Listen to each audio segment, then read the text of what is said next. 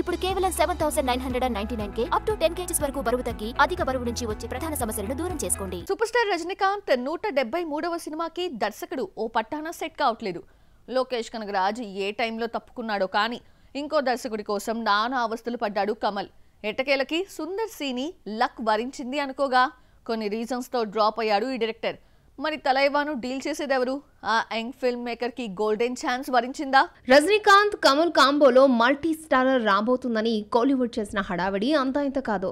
తీరా చూస్తే కమల్ నిర్మాతగా తలైవాతో ఓ సినిమాను ప్లాన్ చేశాడు. పోనీలే అలా అయినా ఇద్దరు స్క్రీన్ షేర్ చేసుకుంటారన్న హోప్స్ వ్యక్తం చేస్తున్నారు తమిళ తంబేలు. కానీ ఈ సినిమాకు దర్శకుడు సెట్ కావడం లేదు. లోకేష్ కనగరాజ్ తప్పుకున్నాడన్న టాక్ నుండి ఇప్పటి వరకు ఒక్కరు కూడా ఫైనల్ కాలేదు.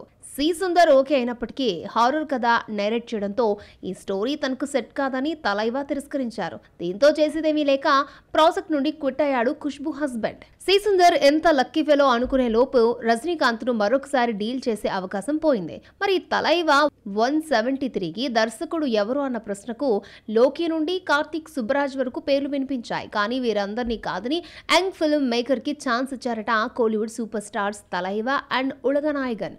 పార్కింగ్ ఫేమ్ రామ్ కుమార్ బాలకృష్ణన్ చేతికి డైరెక్షన్ పగ్గాలు అప్పచెప్పారన్నది Kollywood latest talk. Harish Kalyan హీరోగా తెరకెక్కిన పార్కింగ్ 71 చలనచిత్ర అవార్డ్స్ లో ఉత్తమ తమిళ చిత్రంగా నిలవడంతో ఈ అవకాశం అతడికి ఇచ్చినట్లు బజ్.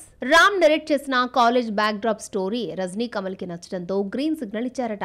నెక్స్ట్ ఇయర్ మార్చి నుండి ప్రాజెక్టు పట్టాలెక్కే ఛాన్స్ ఉందన్నది లేటెస్ట్ సమాచారం. అయితే తలైవా కన్నా ముందు రామ్ కుమార్ షింబు 49 ని డీల్ చేసే ఛాన్స్ ని కొల్లగొట్టాడు.